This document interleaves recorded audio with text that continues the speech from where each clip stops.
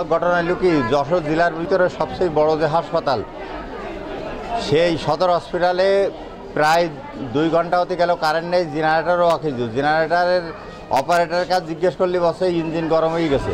তো এত বড় একটা হসপিটালে যদি একটা জেনারেটার ইঞ্জিন গরম হয়ে 2-10-20 মিনিট পরে বন্ধ হয়ে যায়, তাহলে কীভাবে এই দেশ চলবে বা দেশের অসুস্থ মানুষগুলো কীভাবে মরবে? আমার তো মনে হয় আইসিইউর অবস্থা খুবই খারাপ। এমনকি আমার আম্মার অবস্থা, আমার আম্মা আইসিইউতে আছে, এতক্ষণ বাইসে আছে কি মরে গেছে কি জানি, ভিতরে কোনো কিছু বুঝতে পারছি না।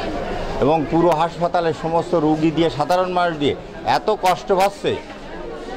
এই যে কষ্ট পাওয়াটা সাধারণ জায়গা হলে হয়, এটা একটা হাসপাতাল যেখানে জমে মানুষের টানাটানি হয়, সেখানে যদি এতক্ষণ কারেন্ট না থাকে তাহলে এই দেশ কীভাবে চলবে? এই প্রশাসনিক ব্যবস্থা এখানকার কি করে যে তারা এই পর্যন্ত কোনো পদক্ষেপ নিচ্ছে না যে চলবে কি চলবে না, কোথায় কী হচ্ছে, কোনো কিছু কেউ কিছু বলতেও পারে না। কারোর কাছে জিজ্ঞেস করলে সবাই বলে যে না, আমরা কিছু বলতে পারবো না। এটা কোন দেশে বাস করি আমরা?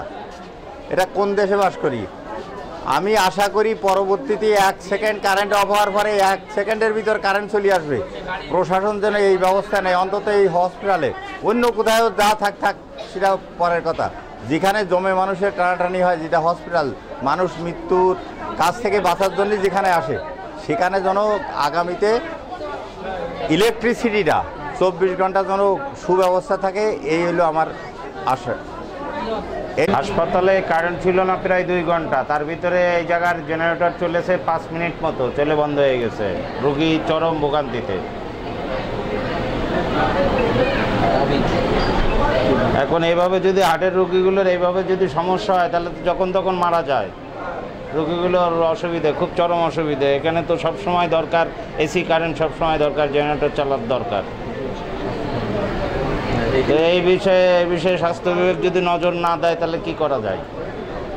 আপনারা সেভাবে ব্যবস্থা নেন, দেখেন।